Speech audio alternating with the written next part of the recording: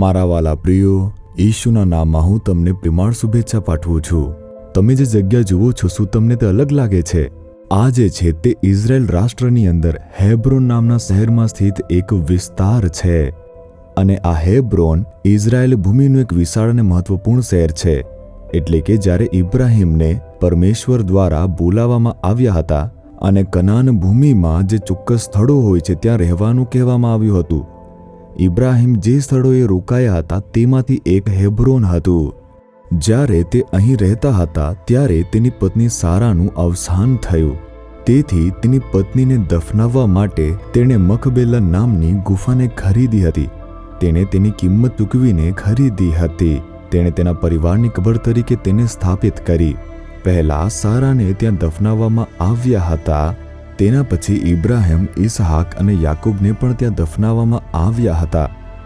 જો કે યુસુફનું મૃત્યુ મિસ્રભૂમિમાં થયું હતું, તેથી તે માનતો હતો કે તેનું જે શરીર છે એટલે કે તેના જે હાડકાં છે તેને અહીં દફનાવવામાં આવે, એટલે કે તેના પૂર્વજોને જ્યાં દફનાવવામાં આવ્યા હતા ત્યાં જ તેને દફનાવવામાં આવે। તે મુજબ જ્યારે ઇઝરાયેલી લોકોને પ્રભુ દ્વારા મિસ્રમાંથી મુક્ત કરીને મૂસા દ્વારા માર્ગદર્શન આપવામાં આવ્યું, ત્યારે યુસુફના જે હાડકાં હતા તે લાવવામાં આવ્યા અને અહીં દફનાવવામાં આવ્યા। અને મારી પાછળની જે મોટી ઇમારત તમે જુઓ છો તે એ જ જગ્યા છે જ્યાં તેની કબરો આવેલી છે। સારું, આજે પ્રભુ તમને શું કહી રહ્યા છે? શું તમે આમ વિચારી રહ્યા છો? ગીત શાસ્ત્ર 143 તેની 8મી કલમ, જે માર્ગે મારે ચાલવું જોઈએ તે મને બતાવો। એક સુંદર પ્રાર્થના। આ દાઉદની પરમેશ્વર સમક્ષ સુંદર પ્રાર્થના છે કે હે પ્રભુ, મને કઈ રીતે ચાલવું જોઈએ તે તમે મને જણાવો।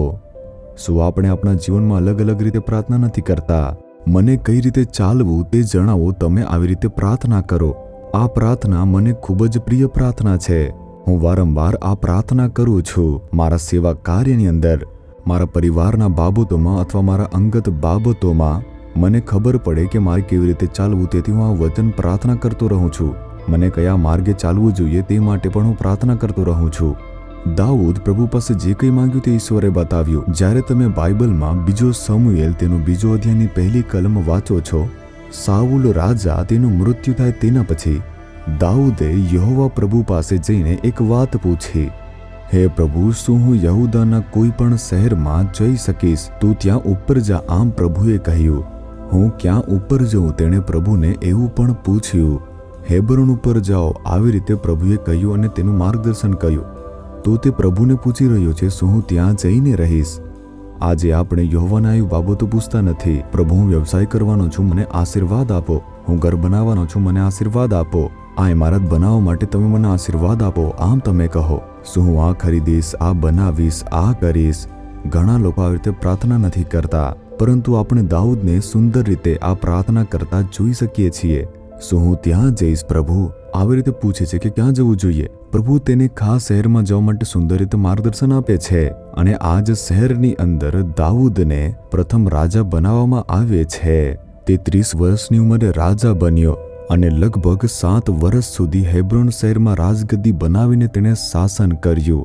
હેબ્રોન શહેરમાં બેસીને તેના પહેલા યહૂદાનો રાજા બનાવવામાં આવ્યો હતો અને પછી ઇઝરાયલના જે બધા કુળો ભેગા થયા અને તેને વિનંતી કરી કે સમગ્ર ઇઝરાયલ રાષ્ટ્રના રાજા તેમને બનાવવામાં આવે।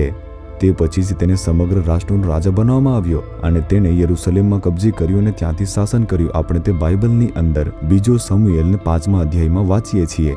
એટલે કે જેમ જેમ દાઉદ પ્રભુ દ્વારા સંચાલિત થતો ગયો અને બધું કરતો ગયો, તેણે જે કંઈ કર્યું તેમાં તે સમૃદ્ધ થયો। તેણે આવી રીતે સુંદર પ્રાર્થના કરી કે મને જણાવો। અને આપણે પણ આવી રીતે પૂછવું જોઈએ, ભલે તમારા બાળકોનો બાબત હોય, તમારો અંગત મામલો હોય અથવા તે તમારું કામ પણ હોઈ શકે છે કે હે પ્રભુ, તમે મને કયા કામ ક્યાં કરવા માંગો છો? તમારે આવી રીતે પૂછવું જોઈએ। શું મારે વિદેશ જવું જોઈએ, ભારત પાછા રહેવું જોઈએ? મને બતાવો કે મારે કેવા પ્રકારનું કામ કરવું જોઈએ, મને દોરી જાઓ। આવી રીતે પ્રાર્થના કરો, તમે પ્રભુને સુંદર રીતે દોરી જતા જોઈ શકો છો। જ્યારે તમે પ્રભુના માર્ગદર્શન મુજબ કરશો ત્યારે તમે સફળ થશો। કેટલાક કેસે નાલુમાં વાળી એક નાનું ગામ છે। મોહનસિંહ લાજરસે ત્યાં પોતાનું સેવા કાર્ય શરૂ કર્યા પછી પ્રભુ તેમને કેટલો આશીર્વાદ આપ્યો છે જોઈએ છીએ। ગામમાં સેવા કાર્ય શરૂ કર્યું એટલે આશીર્વાદ મળ્યું એવું નથી। શહેરમાં સેવા કાર્ય કરશો તો પણ આશીર્વાદ મળશે ને? તેથી તે કારણ નથી। હું ચેન્નઈ શહેરની અંદર 12 વર્ષ રહ્યો છું। અમારું ત્યાં પોતાનું ઘર હતું પણ પ્રભુએ મને સેવા માટે જ્યારે બોલાવ્યો, મેં તેમને પૂછ્યું કે પ્રભુ, શું મારે ચેન્નઈની અંદર રહીને ત્યાં તમારી સેવા કરવી જોઈએ? પ્રભુએ કહ્યું કે તારા ગામમાં તું પાછો જા. પ્રભુએ મને ખૂબ જ સ્પષ્ટ માર્ગદર્શન આપ્યું, મારે ત્યાં રહીને સેવા કરવાની છે. મેં પ્રભુના વચનનું પાલન કર્યું, નાલુમાં વાડીમાં આવ્યો અને પ્રાર્થના સમૂહ તરીકે એક સેવા શરૂ કરી. એટલા માટે આટલા મોટા આશીર્વાદ છે. તેથી તમને પ્રભુ જે કહે છે તે ધ્યાનથી સાંભળો અને તે મુજબ ચાલશો તો તમે સમૃદ્ધ થશો અને તે આશીર્વાદ મેળવશો. તમારે પ્રભુને પૂછવું જોઈએ કે હે પ્રભુ, મને જણાવો મારે શું કરવું જોઈએ, શું નક્કી કરવું જોઈએ. તમારી ઈચ્છાઓને પરમેશ્વરની ઈચ્છાને સમર્પિત કરો અને પૂરા દિલથી તમે પ્રાર્થના કરો. તેના પછી પ્રભુ તમને તેમાં માર્ગદર્શન આપશે. શું પ્રાર્થના કરશો? શું તમે પ્રભુને હવે પૂછશો, હે પ્રભુ, મને કયા માર્ગે ચાલવું જોઈએ તે જણાવો, મને શું કરવું જોઈએ તે મને જણાવો પ્રભુ. અમુક બાબતોમાં મેં પહેલાં તમારી પાસે ન પૂછ્યું તે બદલ માફ કરો. મને સલાહ આપો, માર્ગદર્શન આપો. હું તે માટે પોતાને સમર્પિત કરું છું. ઈશુના નામમાં પ્રાર્થના કરું છું. Amen, amen. Jesus redeems Gujarati YouTube ચેનલને સબસ્ક્રાઇબ કરો. દરેક નવા કાર્યક્રમની માહિતી મેળવવા માટે બેલ આઇકન પર ક્લિક કરો.